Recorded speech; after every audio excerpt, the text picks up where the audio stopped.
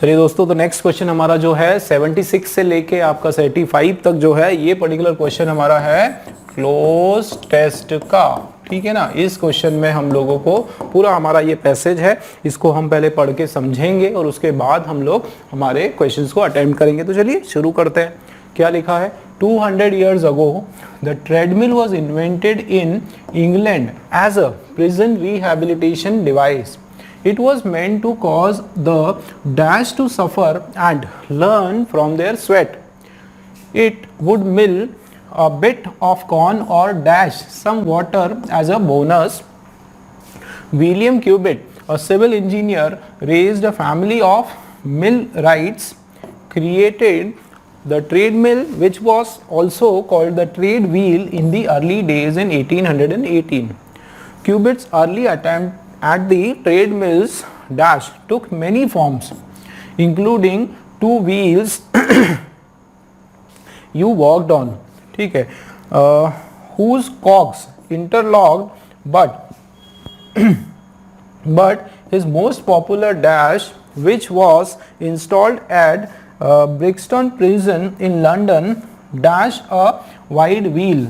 Prisoners pressed down with their feet on steps, dash in the wheel, which moved it, presenting them with the next step. The Brixton treadmill was hooked up at subterranean machinery that dash corn. This treadmill could keep as many as 24 prisoners dash standing side by side along the wheel. Some devices at the prison were smaller and most treadmill dash partitions, so convicts could not socialize. They dash for 10 hours a day in summer and a mere 7 in winter. चलिए ये हमने बस एक reading किया, एक बार और reading करते हैं, ठीक है ना। पूरा थोड़ा फास्ट अब रीडिंग करेंगे। 200 years ago, a treadmill was invented in England as a prison rehabilitation device. It was meant to cause meant to cause the dash to suffer and learn from their sweat. It would mill a bit of corn and dash some water as a bonus. William Cubitt, a civil engineer raised in a family of millwrights, created a treadmill, which was called the trade wheel in the early days in 1818. Cubitt's early attempt at the treadmill's dash took many forms, including two wheels you walked on, whose cog interlocked, but his most popular dash, which was installed at Brixton Prison in London, dash a wide wheel. Prisoners pressed down with their feet on steps, dash in the wheel, which moved it, presenting them with the next step. The Brixton treadmill was hooked up to subterranean machinery that dash corn. This treadmill could keep as many as 24 prisoners dash standing side by side along the wheel. Some devices, है ना, ये नहीं आने वाला है, ठीक है। Some devices at other prison were smaller and most treadmills soon dash partitions, so convicts could not socialize. They dash for 10 hours a day in summer and a mere 7 in winter. चलिए ये दो बार हमने पढ़ा, अब इसको जो है थोड़ा सा समझते हैं और उसके साथ में हम लोग अटेम्प्ट करते हैं, ठीक है। इसका मीनिंग समझते हैं। 200 साल पहले की जो बात है दोस्तों, ट्रेड मिल जो है वो कहाँ पर इन्वेंट हुआ? वो इंग्लैंड में इन्वेंट हुआ, ठीक है। और उसका जो मुख्य उद्देश्य था इसके इन्वेंशन का, वो क्या था? प्रिजन रिहैबिलिटेशन डिवाइस की तरह, कि प्रिजन में जो कैदी लोग जो आते थे उनको एक तरह से ये काम दिया जाता था, उनके जेल में रिहैबिलिटेशन, उनके सुधार के लिए ये कार्य दिया जाता था, ताकि वो इस पर काम करे, अपना पसीना बहाए, ठीक है। और बदले में कुछ उनको पैसे भी दिए जाते थे। तो वो उनका मेन उस पर्पस के लिए जो है ये ट्रेडमिल का आविष्कार किया गया था। It was meant to cause, देखो ये द डैश टू सफ़र है ना, डैश को क्या सफ़र करने के लिए, जाहिर सी बात है कोई प्रिजन्स की बात करें उनको सफ़र, वो ताकि उनको थोड़ा मेहनत करे और लर्न करे, वो कैसे सीखे, कुछ अपने पसीना बहाकर कुछ सीखे। आगे क्या, it would mill a bit of, अच्छा इसका कार्य क्या था कि ये क्या क्या करता था, एक तो बिट थोड़ा सा क्या करता था, कॉर्न एंड डैश, डैश को some water as a bonus, उसके अंदर क्या था, कुछ पानी वगैरह भी निकालने का काम था बोनस के फॉर्म में। विलियम क्यूबिट जो है, जो कि एक सिविल इंजीनियर थे, ये अपनी फैमिली को, है ना, फैमिली ऑफ मिल्स राइट्स, ठीक है, वो अपने परिवार को जो चलाते थे, इन्होंने ये ट्रेड मिल बनाया था, ठीक है, और ये इसको ट्रेड व्हील भी नाम दिया गया था शुरू में, है ना, ये 1818 में इन्होंने ये बनाया था, ठीक है। और क्यूबिट का जो शुरू का जो अटेम्प्ट था, शुरू में जो इन्होंने जो डिज़ाइन इनका था, उस डिज़ाइन में at the trade mills dash took many form, है ना, मतलब धीरे धीरे जो है वो डिज़ाइन पहले बहुत सिंप्लीफाइड डिज़ाइन था, उसके बाद जो है धीरे धीरे अलग अलग फॉर्म लिए, है ना, इंक्लूडिंग 2 व्हील्स, 2 व्हील्स के फॉर्म में यू वॉकड ऑन, है ना, 2 व्हील जिस पे आप चलते हो, हुज कॉग इंटरलॉक, मतलब 2 व्हील आपस में ऐसे उसके ऊपर चलना होता है और वो दोनों एक दूसरे से इंटरलिंक्ड है। वो एक इनिशियली शुरुआत का एक मॉडल था जो इन्होंने क्यूबिट ने बनाया था, ठीक है। बस but his most popular dash, popular जो क्रिएशन या जो भी ऐसा है, विच वॉज, ठीक है, इंस्टॉल्ड एट ब्रिक्सटन, जो प्रिजन में लगाया गया, जो सबसे पॉपुलर उनका मॉडल जो लंदन में था, है ना, डैश अ वाइड व्हील, वो क्या था, एक वाइड व्हील, इस तरह की कुछ बात हो रही है। Prisoners press down with their feet, अपने पाँव से प्रिजनर जो है स्टेप्स पर ऐसे प्रेस करते थे, डैश इन द व्हील, ठीक है, विच मूव्ड इट, वैसे वो मूव चलता, वो ऐसे ऐसे मूव करता था आगे आगे व्हील, और presenting them with the next step, और उसके बाद जो है अगली स्टेप आती थी, फिर वो लोग उसको पाँव, मतलब एक तरह से गोल चक्के जैसा नहीं घुमाते, वो इस तरीके का कुछ मॉडल, उसकी बात यहाँ पर हो रही है, ठीक है। अब ब्रिक्सटन ट्रेडमिल जो है वो hooked up to subterranean machinery, है ना, उसके दैट डैश कॉर्न, ठीक है, उससे काफ़ी बेहतर था, ये कॉर्न वगैरह, मेज़, मक्का वगैरह उसको काटने के लिए काम में आता था, ठीक है। आगे देखते हैं, ये जो ट्रेडमिल है could keep as many as dash prisoner, dash की एक समय पे जो है ये ट्रेडमिल कितने प्रिजनर को काम दे सकता था, एक समय पे जो है 24 प्रिजनर जो है उस पर काम कर सकते थे, ठीक है। अब standing side by side along the wheel, wheel के साइड में वो लोग ऐसे खड़े होते थे और वो पूरा व्हील चलाते थे। कुछ some devices at other prisons were smaller, कुछ डिवाइस छोटे थे, और ज़्यादातर जो ट्रेडमिल थे डैश प्रिजनर्स, है ना, पार्टीशन, डैश पार्टीशन कुछ था, वर्ड है यहाँ पर। सो कन्विक्स कुड नॉट सोशलाइज, तो कुछ ऐसे अलग अलग होता है, दूर होता है, तो हो सकता है कि वहाँ पे लोग जो है आपस में एक दूसरे से बात नहीं कर पाते होंगे इस पे काम करते वक्त। They dash for 10 hours a day, 10 घंटे दिन में काम करते थे, कब, समर में, और केवल 7 घंटे ये लोग काम करते थे विंटर में। तो अब इसका एक्सप्लेनेशन देखते हैं दोस्तों, है ना, एक्सप्लेनेशन पूरा स्टार्टिंग से देखते हैं क्या है, और इस एक्सप्लेनेशन हो गया हमारा। अब जो है हम लोग इसका सीधा हमारा पेयरिंग सॉल्व करते हैं, ठीक है, ब्लैंक सॉल्व करते हैं, देखते हैं। तो देखो 200 ईयर्स अगो क्या हुआ कि ट्रेडमिल जो है वो इन्वेंट की गई इंग्लैंड में, ठीक है, किसके लिए, प्रेजेंट के रिहैबिलिटेशन डिवाइस की तरह, ठीक है। अब it was meant to cause the dash, है ना, ये क्या है यहाँ पर, नाउन आना चाहिए, cause the dash to suffer and learn. अब भाई किसको सफर करने की बात हो रही, किसको पीड़ा, किसको पनिशमेंट देने की बात हो रही, जाहिर सी बात है प्रिजनर्स को पनिशमेंट देने की बात हो रही है। तो यहाँ पर क्या, इंटरनलाइज या फिर इनकार्सिनेटेड या इंटीमेटेड, ये तो यहाँ पर इनकार्सिनेटेड का मतलब होता है कि प्रिजनर, क्या मतलब होता है, प्रिजनर्स, जिनको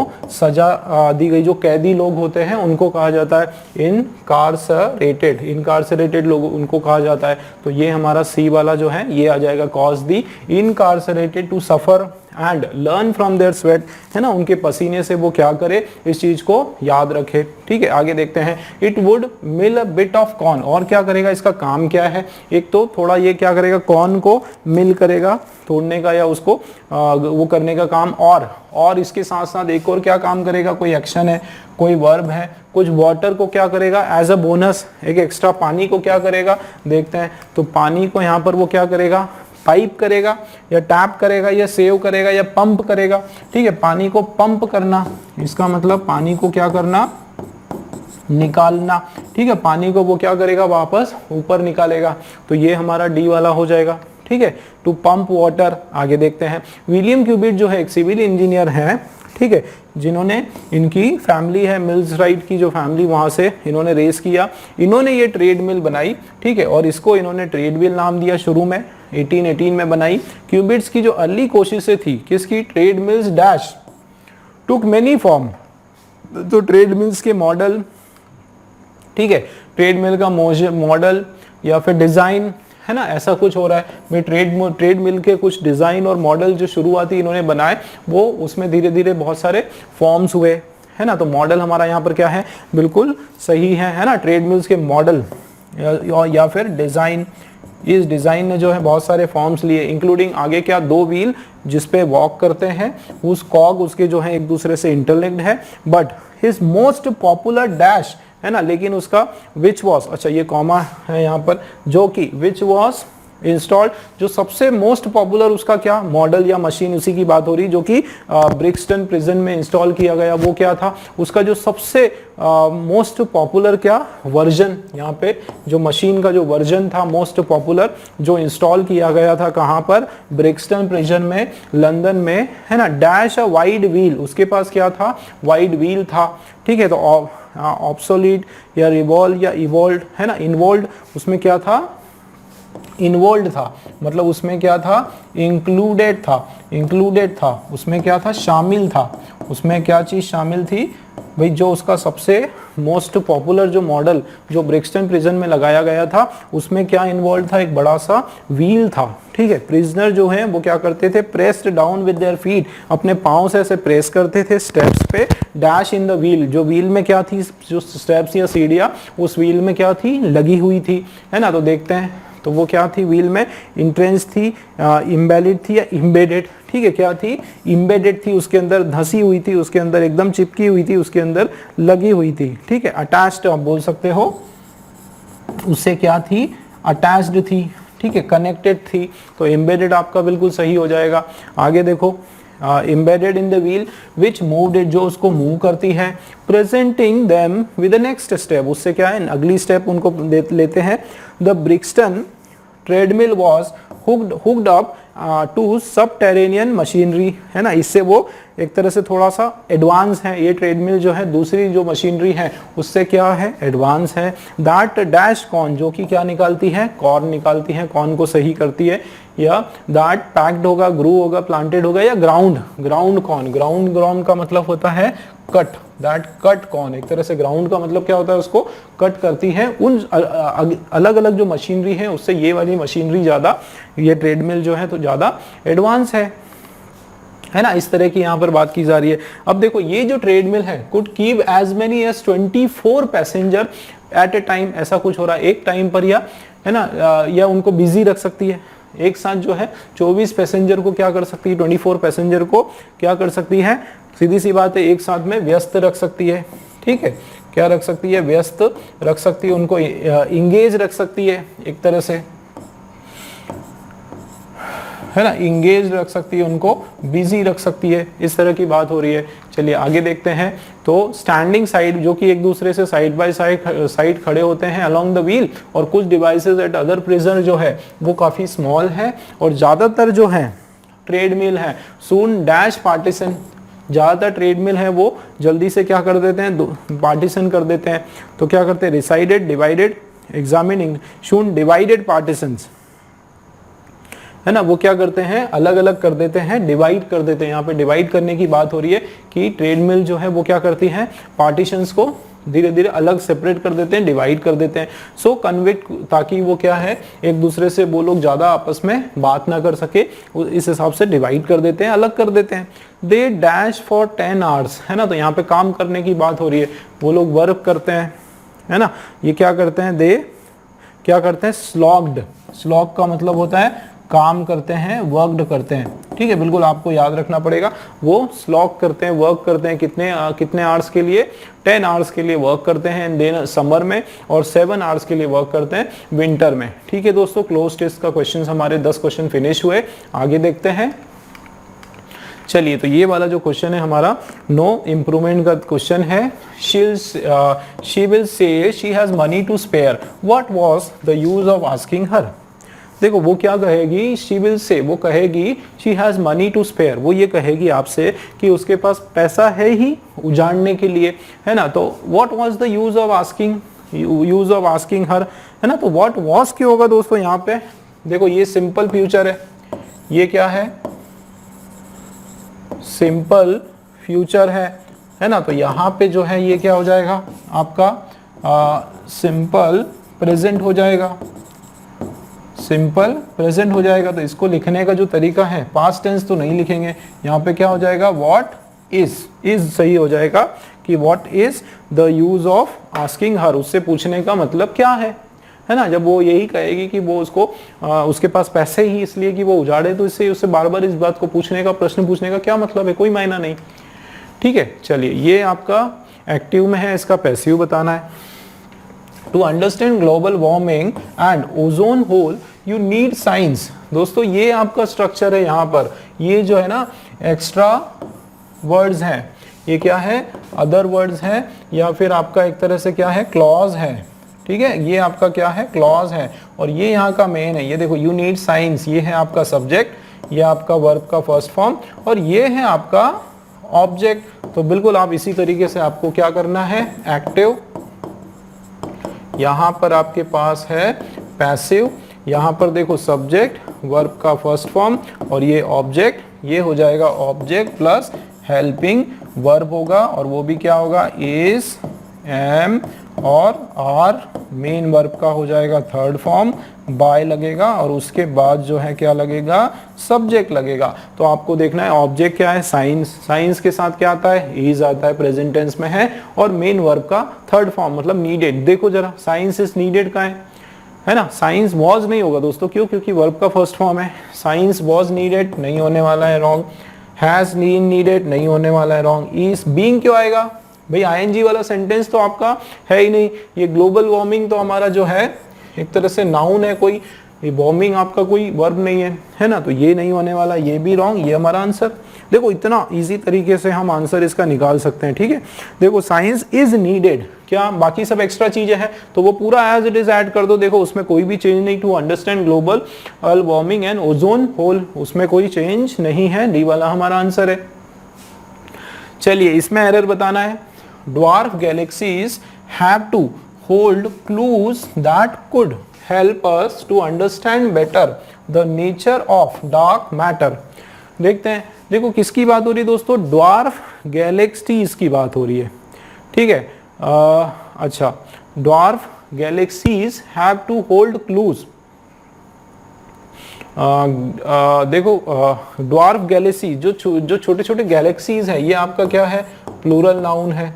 ठीक है, अब हैव आया है ना, हैव टू होल्ड क्या सही लग रहा है, हैव टू होल्ड क्लूज है ना, hold clues that could help, जो have to hold clues that could help us to understand better the nature of dark matter. तो मुझे लगता है कि एरर जो है हमारा इस पर्टिकुलर पार्ट में आ रहा है, किसमें, हैव टू होल्ड जो क्लूज है इस पर्टिकुलर पार्ट में जो है दोस्तों आपका एरर निकल रहा है। ठीक है, ये आपको लग रहा है कि सही है, हैव टू होल्ड है ना, ऐसा। ये देखो इसका सेंस, ये एक्चुअली ना मीनिंग का एरर है, ग्रामर का एरर नहीं है ये आपका मीनिंग का एरर है, मीनिंग या फिर कॉन्टेक्स्ट। ठीक है ना, कॉन्टेक्स्ट का आपका ये एरर है। Dwarf galaxies dash hold clues that could help अस, मतलब ये बताने की कोशिश हो रही है कि जो ड्वार्फ गैलेक्सीज है, ठीक है, जो छोटी छोटी गैलेक्सीज हैं उनके अंदर जो है कुछ ऐसे क्लूज हो सकते हैं, कुछ ऐसे हिंट हो सकते हैं जो हमको ये जो डार्क मैटर है उसका जो स्वभाव है उसको समझने के लिए और अच्छे से हेल्प कर सके। तो उसमें कुछ हो सकते हैं, संभावनाओं की बात हो रही है। ठीक है, तो यहाँ पे ये हैव टू नहीं होगा, यहाँ पे क्या हो जाएगा, मे हो जाएगा। क्यों, क्योंकि हम लोग यहाँ पर पॉसिबिलिटी की बात करते हैं। ठीक है, तो जो राइट मॉडल जो है ना दोस्तों, जो राइट मॉडल जो है वो कौन सा लगने वाला है, मे जो है वो हमारा यहाँ पर लग जाएगा। मतलब हैव टू के अंदर हमारा मिस्टेक है, सी वाला ऑप्शन जो है हमारा राइट है। तो इस तरह के मॉडल, सही मॉडल ऑक्सिलरी वर्ब लगाने का भी एरर आ सकता है। ठीक है, चलिए नेक्स्ट क्वेश्चन जो है इसका एंटोनिम बताना है, डैश्ड। ठीक है, डैश्ड का एंटोनिम हमको बताना है, और ये जो पर्टिकुलर वर्ड है दोस्तों डैश्ड, इसका मतलब होता है डिस्करेज करना। क्या करना? किसी को डिस्करेज करना, किसी को नीचा दिखाना, ठीक है ना, नीचा दिखाना।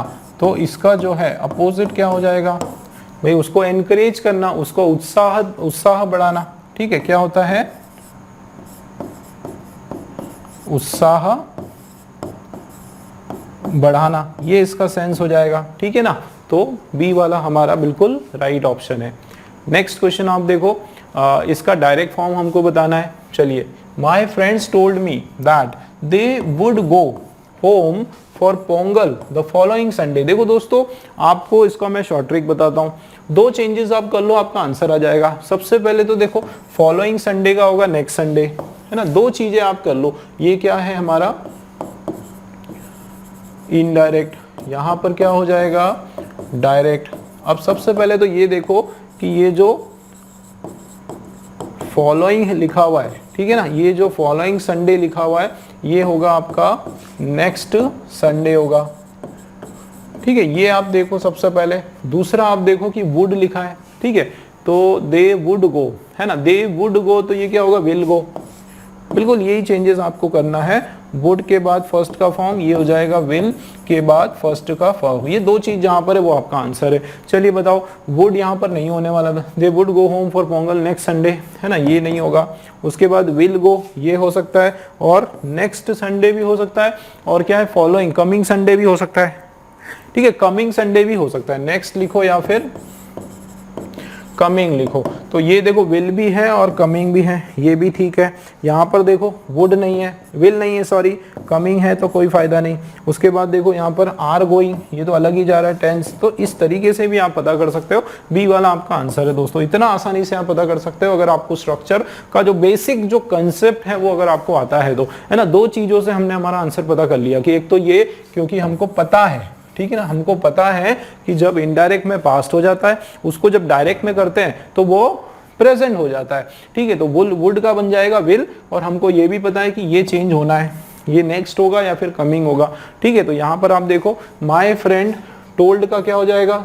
आप थोड़ा देख लेते हैं। जैसे यहाँ लिखा है टोल्ड, तो टोल्ड का आपका बन जाएगा सेड टू, ठीक है ना। टोल्ड का आपका बन जाएगा सेड टू। आगे क्या है ना? दैट और दे जो है, क्योंकि बहुत सारे लोग हैं वो है, तो दे का बन जाएगा क्या? वी।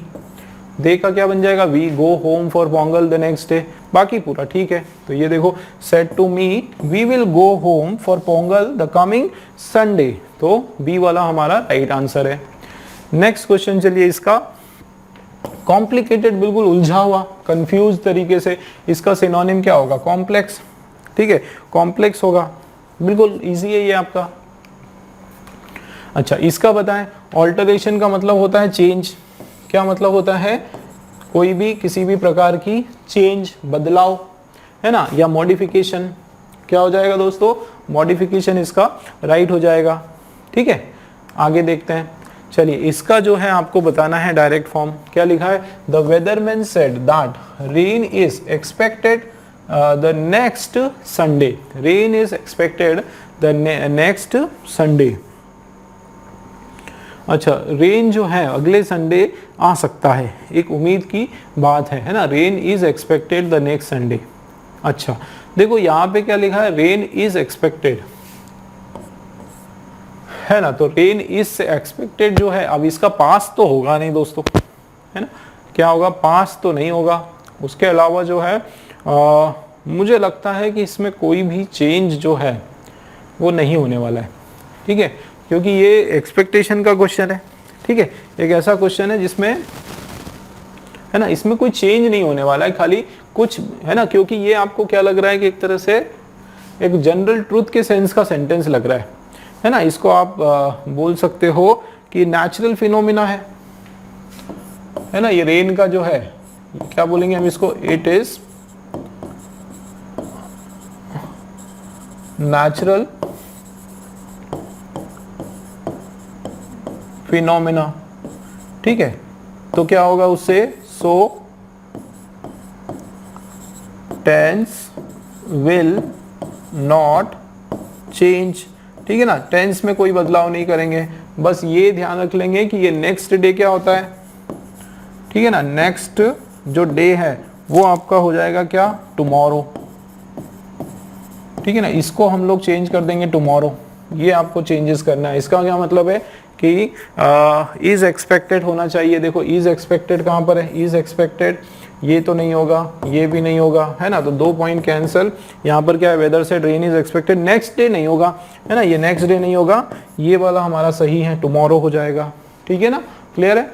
नेक्स्ट आप देखो 94 वाला, इसका indirect, I am not happy about the announcement Bob Tillman said, तो देखो उन्होंने कहा, अब देखो इन्होंने कहा आई एम नॉट हैप्पी, तो ही, ये देखो इसको इजी शॉर्टकट में करते हैं, ही हो जाएगा आय का और वॉज हो जाएगा, ही वॉज, बस इतना सा चेंजेस करना है ना, ही टोल्ड दैट, सेड का हो जाएगा टोल्ड, चलिए बताएं, ही वॉज आना चाहिए कहीं पर भी आए, हम अनाउंस के लिए, देखो ये क्या लिखा है, he was not happy, he was not happy, he is not happy नहीं होगा, ही वॉज नॉट हैप्पी, ये भी ठीक है। आगे देखते हैं, अब ये सेज तो नहीं होगा, बाहर वाला तो हम चेंज नहीं करते, वही इन्वर्टेड कॉमा के बाहर ये बनाते हैं क्या हम लोग, नहीं बनाते, 2 कट हो गए। आगे देखते हैं, बॉब टिलमैन ने क्या करा, कन्फेस किया, कन्फेस कब करते हैं दोस्तों, जब हम कबूल करते हैं, जब हम अपना गुनाह कबूल करते हैं, है ना, किसी चीज, जब आपने कोई काम किया, गलत काम किया, उसको आप कबूल कर रहे हो तो आप बोलते हो, तो यहाँ वो कोई कब क्या कर रहा है, आई एम नॉट हैप्पी अबाउट, जो अनाउंसमेंट है उससे मैं खुश नहीं, उसमें क्या कबूल कर रहा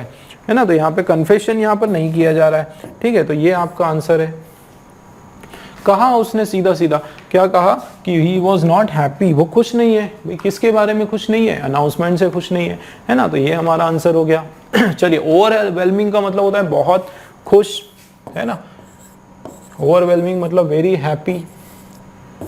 वेरी हैप्पी या फिर बहुत एक्स्ट्रा हैप्पी, एक तरह से इंप्रेसिव होता है, ठीक है, ये सब नहीं होगा, ऑसम नहीं होगा, है ना, या फिर स्ट्राइकिंग नहीं होगा, इंप्रेसिव जो है उसका अप्रोप्रिएट सिनोनिम हो जाएगा, ठीक है। इसका पैसिव बनाना है दोस्तों हमको, the ideology of our time has embraced the idea of trying to hold stable and static, thing stable and static, चाहे आपको इसको पूरा मीनिंग समझ में आए या ना आए, ठीक है, मैं आपको एक तरीका बताता हूँ।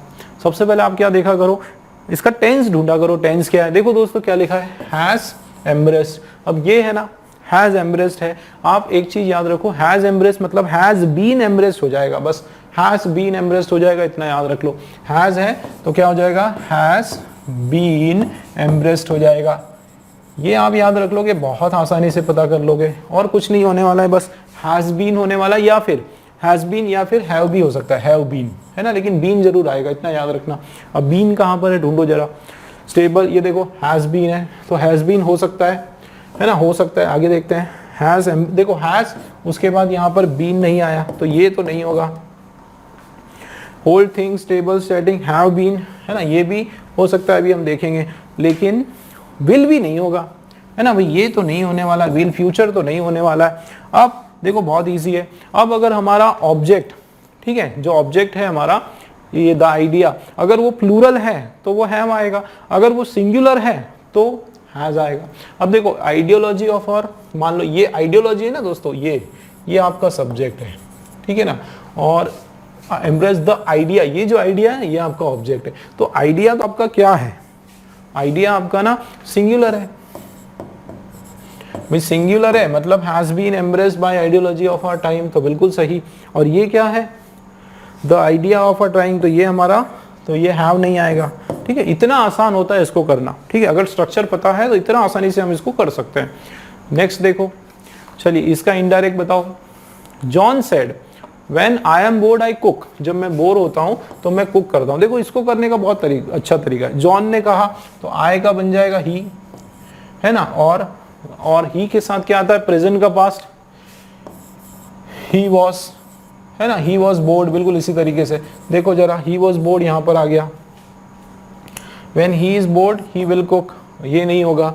ही cooked he was bored, when he cooked ये भी नहीं होगा, है ना, पहले वही आएगा। ही इज बोर्ड ये नहीं होगा, ठीक है, बिल्कुल। आई वॉज बोर्ड ये सही है, ये आंसर आ गया। John said that when he was bored, when का व्हेन रहेगा, ठीक है।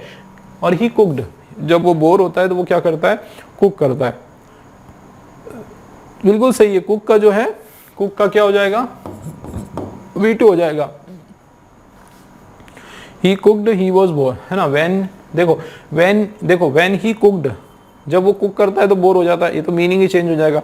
व्हेन ही इज बोर, जब वो बोर हो जाता है कुक करता है तो इज नहीं होगा। व्हेन ही इज बोर्ड, ये सब नहीं होगा, ठीक है। तो आपका फर्स्ट वाला बिल्कुल राइट है। चलिए इसका बताओ, इसका सिनोनिम डी स्टेट, ठीक है। डी स्टेट जो वर्ड है दोस्तों, इसका सिनोनिम होता है लॉथिंग, ठीक है। क्या होता है? लॉथिंग होता है, और इसका मतलब होता है डिसलाइक। क्या होता है? डिसलाइक करना या फिर लॉथिंग करना, बिल्कुल आपको जो है याद रखना पड़ेगा।